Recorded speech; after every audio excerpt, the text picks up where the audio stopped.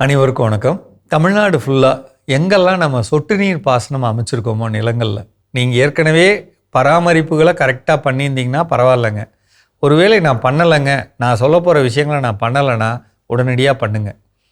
ஏன்னா இந்த வெயில் காலத்தில் உங்களுக்கே தெரியும், இந்த வெயில் அதிகமாக இருக்கிறப்ப கருப்பு பைப்பில் வெயில் அடிக்கிறப்ப அதுக்குள்ளே இருக்கக்கூடிய அந்த தண்ணீர் கடின உப்பாக மாறி பைப்புக்குள்ளே படிய ஆரம்பிச்சிடும்.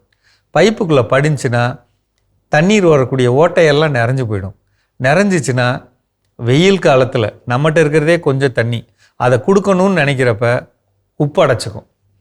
அப்போ அதை சரி செய்யணும்னா இந்த காலத்தில் உடனடியாக 15 நாளுக்கு ஒரு முறை செய்ய வேண்டிய வேலை என்னென்னா, சொட்டு நீர் பாசனத்தில் மோட்டார்லேருந்து நடுவில் ஒரு பைப் போகும் பார்த்துருக்கீங்களா?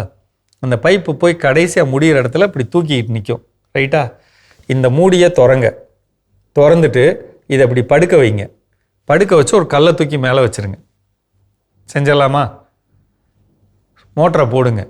தண்ணி வேகமாக போய் அடிச்சுட்டு வெளியே வரும். அப்போ இந்த பைப்புக்குள்ளே இருக்கக்கூடிய கசடெல்லாம் வெளியே வந்துடும். ஒரு 5 நிமிஷம் ஓடட்டும். மூடியை போடுங்க. வந்துட்டு ஒரு பக்கமாக இருக்கக்கூடிய கருப்பு பைப்பில் இருக்கக்கூடிய லேட்ரல் கடைசியில் இப்படி மூடி போட்டிருப்பாங்கள்ல, ஒரு கண்ணு போட்டு மூடி இருப்பாங்க. அந்த கண்ணை இப்படி கீழே இழுத்து விடுங்க. கீழே இழுத்துட்டிங்கன்னா இது லூஸ் ஆகிடும்ல, இதை நேராக்கி இந்த இடத்த பிடிச்சி அமுக்கி விடுங்க. அப்போ ஒரு டியூபோட முழு ஓட்டை தெரியும் இல்லைங்களா? இப்போ மோட்டரை போடுங்க. ஒரு திசை மட்டும் செய்யுங்க. மோட்டரை போட்டிங்கன்னா இந்த கடைசி பைப்பை மூடிட்டோம். மோட்டரை போட்டோம்னா வர்ற தண்ணியில் ஒரு பக்கத்தில் இருக்கக்கூடிய கருப்பு பைப் வழியாக அடிச்சுக்கிட்டு வெளியே வரும். அப்போ அது என்ன நடக்கும் அப்படின்னா, அந்த உப்பெல்லாம் அரிச்சிட்டு வெளியே வரும். ஒரு சில நேரம் நிறையாவே உப்பு கட்டி இருக்குங்க. அன்றைக்கெலாம் சிவகங்கையிலேருந்து ஒருத்தர் பேசுனீங்கள்ல, இப்போ அது எப்படி இருக்கும்னா, ஒரு பைப்புக்கு பக்கத்தில் வெளியே வரக்கூடிய பைப்பை அப்படி தூக்குறீங்கன்னு வைங்களேன், பைப்பு இந்த மாதிரி வளைஞ்சு வரணும். வளையாமல் அப்படி தூக்குனா குச்சி மாதிரி வருதுன்னு வைங்களேன், உள்ளே அவ்வளோ உப்பு கட்டியிருக்குன்னு அர்த்தம். அப்போ அதை என்ன செய்யணும்? சுத்தியல் வச்சோ அல்லது ஒரு குச்சி வச்சோ அங்கங்கே அடிக்கணும். அடித்தோம்னா அந்த உப்பு உடஞ்சிரும் உள்ளே, ரைட்டுங்களா? உப்பு உடஞ்சிரும். இப்போ நான் அந்த ஓரத்து கண்ணெல்லாம் ஓப்பன் பண்ணுறேன். ஓப்பன் பண்ணி தண்ணி விட்டேன்னா அந்த உடஞ்ச உப்பெல்லாம் வெளியில் வந்துடும். ஒத்துக்கிறீங்களா? 2 பக்கம் கொஞ்சம் சிரமம் பார்க்காம 15 நாளைக்கு ஒரு முறை செஞ்சுக்கிட்டோம்னா, இந்த அதிகமான வெயில் அடிக்கக்கூடிய மே மாதம், அப்புறம் ஜூலை, ஆகஸ்ட், செப்டம்பர், இந்த காலத்தில் நம்ம பயிர்களில் எந்த விதமான விளைச்சல் குறைவு இல்லாமல் பார்த்துக்கலாம்.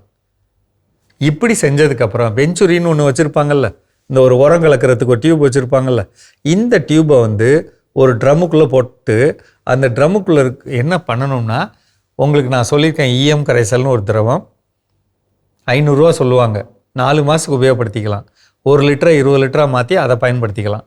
60 ரூபா சொல்லுவாங்க வேஸ்ட் டீகம்போசர். ஒரு பாட்டிலேருந்து 200 லிட்டர் பண்ணிக்கலாம். சாண பாசி கரைசல் 100 ரூபா கொடுக்குறாங்க 1 லிட்ரு. அதை நீங்கள் 200 மாற்றி வச்சுக்கலாம்.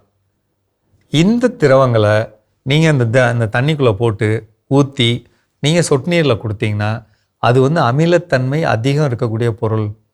அந்த அமிலம் போக போக இந்த ஓட்டையில் கொஞ்சம் கொஞ்சமாக உப்பு அடைச்சாலோ அல்லது நம்ம ஏதோ ஒரு தப்பு பண்ணி அது அந்த கருப்பு பைப்புக்குள்ளே படிஞ்ச மாதிரி இருந்தாலோ அதெல்லாம் எடுக்க அது வாய்ப்பாக இருக்கும். சரிங்களா?